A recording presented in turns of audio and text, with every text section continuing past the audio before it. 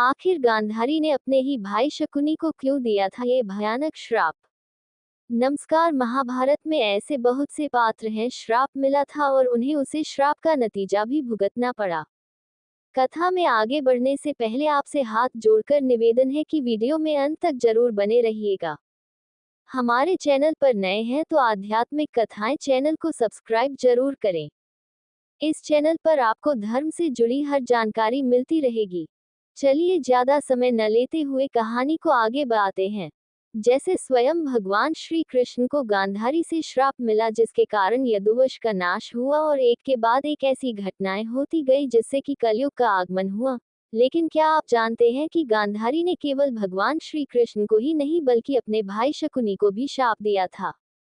100 पुत्रों की मृत्यु के बाद गांधारी इतनी क्रोधित और दुखी थी कि उन्होंने अपने भाई शकुनी तक को शाप दे दिया, क्योंकि गांधारी मानती थी कि अगर शकुनी ने दुर्योधन सहित बाकी कौरवों को पांडवों के विरुद्ध नहीं उकसाया होता तो दुर्योधन के मन में पांडवों के प्रति इतनी नफरत नहीं पनपती।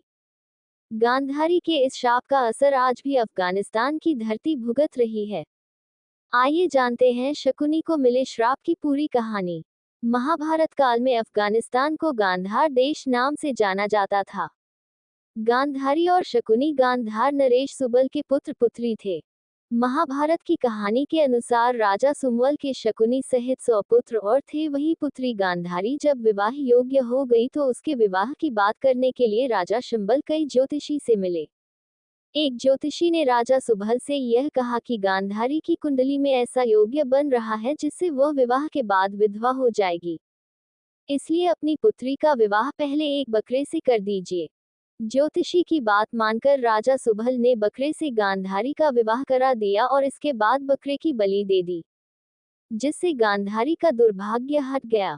उधर राजा सुबल के विरोधियों ने उनकी पुत्री के विरुद्ध इस बात की अफवाह फैला दी कि गांधारी का विवाह हुआ और कुछ ही घंटों में उसका पति मर गया। हस्तिनापुर में धृतराष्ट्र के विवाह के लिए एक सुकन्या ढूंढी जा रही थी। किसी परिचित ने भीष्म को गांधारी के बारे में बताया तो भीष्म पितामह गांधार देश जाकर राजा सुबल से उनकी पुत्री का हाथ मांगने लगे।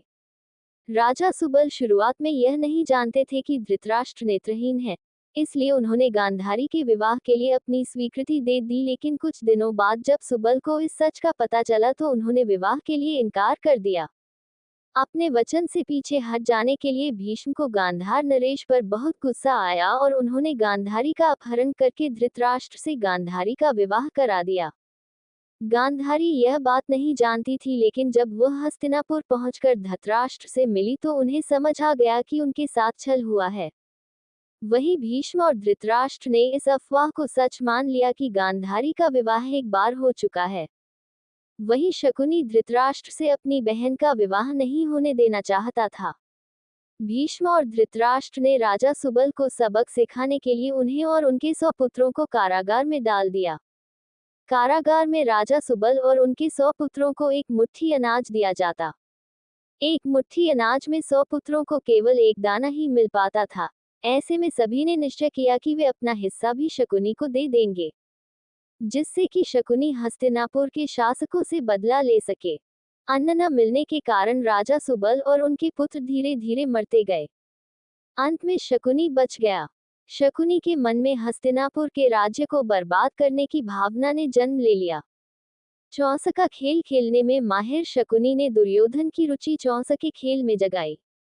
शकुनी दुर्योधन के साथ घंटों चौसका खेल खेलता रहता था। ये चौसका खेल ही था जिसने महाभारत के युद्ध में महत्वपूर्ण भूमिका निभाई और चौसका खेल हारकर पांडव अपना सब कुछ गवा बैठे। शकुनी ने दुर्योधन को उकसाकर हर वह काम कराया जो उसके खुद के मन की इच्छा थी। दुर्योधन को अति स्नेह करके शकुनी ने जैसे उसे अपना सेवक ही बना लिया था। यही कारण था कि दुर्योधन शकुनी के कहे अनुसार चलता था और उसने अंत तक अपने पांडव भाइयों को राजकाज नहीं दिया, जिसके कारण महाभारत का युद्ध हुआ और युद्ध में दुर्योधन सहित सभी कौरव मारे गए। कुरुक्षेत्र की भूमि पर जब गांधारी ने अपने 100 कौरवों को खो दिया था तो गांधारी बहुत ही क्रोधित और दुखी थी। गांधारी ने विलाप करते हुए भगवान श्री कृष्ण से कहा था कि वे चाहते तो युद्ध रोक सकते थे, लेकिन उन्होंने कौरव और पांडव को लड़कर मरने दिया। इसलिए गांधारी ने भगवान श्री कृष्ण को श्राप दिया था कि जिस तरह गांधारी के कुल का नाश हुआ है उसी तरह श्री कृष्ण के यदुवंश का भी नाश हो जाएगा। गांधारी ने भगवान श्री कृष्ण को ही नहीं बल्कि इस श्राप से पहले अपने भाई शकुनी को भी श्राप दिया था।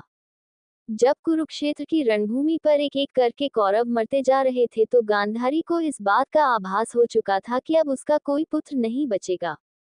गांधारी ने अपने भाई शकुनी से कहा था कि वे युद्ध रुकवा दे जिससे कि और विनाश ना हो पाए, लेकिन शकुनी ने गांधारी की बात नहीं मानी। इस कारण से गांधारी ने दुखी होकर शकुनी को शाप दिया था कि जिस तरह शकुनी ने उसके गृह राज्य हस्तिनापुर में आकर द्वेष और क्लेश फैलाया है, उसी तरह गांधार नरेश शकुनी के गृह राज्य गांधार में भी कभी शांति नहीं रहेगी। वहां हमेशा गृह युद्ध चलता रहेगा। शकुनी की धरती पर कभी भी शांति और समृद्धि नहीं पनप सकेगी। गांधारी के शाप के कारण ही वर्तमान में अफगानिस्तान बन चुके गांधार में कभी भी शांति नहीं रहती।